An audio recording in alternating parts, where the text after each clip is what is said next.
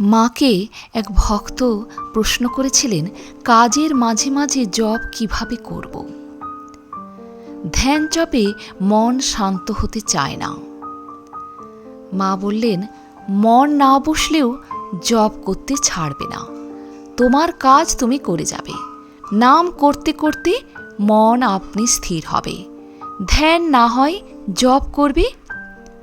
জপাত সিদ্ধি, জপ করলেই সিদ্ধি লাভ করবে। বাবা, আমরা মেয়ে মানুষ, সংসারের কাজ তো ছাড়া যাবে না। এই জল নিয়ে ভাতের হাঁড়ি চাপালাম, চাল ফুটতে লাগলো, সেই ফাঁকে একটু জপ সেরে নিলাম। আবার ডাল চাপালাম, গরম হতে লাগলো, আবার একটু জপ সেরে নেওয়া গেল। একটু পরে ডাল ছেড়ে আবার জপ, এই রকম আর কি। অনেক সময় নানা জনে নানা কথা বলে, দেশাচার লোকাচার নিয়ে, মেয়েদের বিষয়ে বিধিনিষেধ নিয়ে। এইসব খুঁটিনাটি নিয়ে মনকে বিচলিত করবে না। যে যা বলে বলুক, ঠাকুরকে স্মরণ করে যেটা হিতকর বুঝবে সেটাই করবে।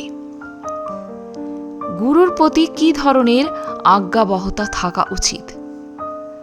মা বললেন, তার আধ্যাত্মিক উপদেশ মানবে, কিন্তু জাগতিক বিষয়ে নিজের স্বাধীন বিচার বুদ্ধি প্রয়োগ করবে।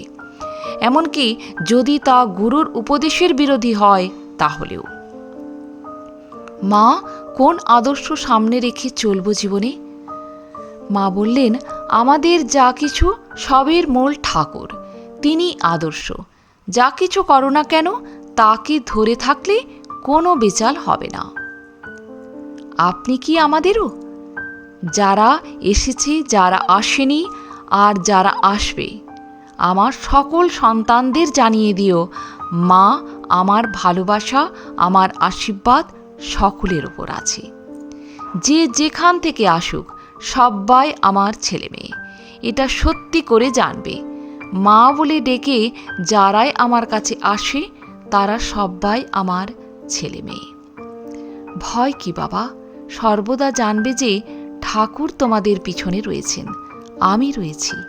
আমি মা থাকতে ভয় কি? মাগো, প্রণাম নিও। আজ এ পর্যন্তই। ভালো থাকবেন, সুস্থ থাকবেন। যদি ভিডিওটি ভালো লাগে, একটা লাইক অবশ্যই করে যাবেন। আর আপনি যদি নতুন এসে থাকেন আমার চ্যানেলটিকে সাবস্ক্রাইব করে বেল আইকনটি প্রেস করতে ভুলবেন না। সবার আগে বেলা 3টেই পৌঁছে যাবে আমার ভিডিওগুলি আপনার কাছে প্রতিদিন। ধন্যবাদ।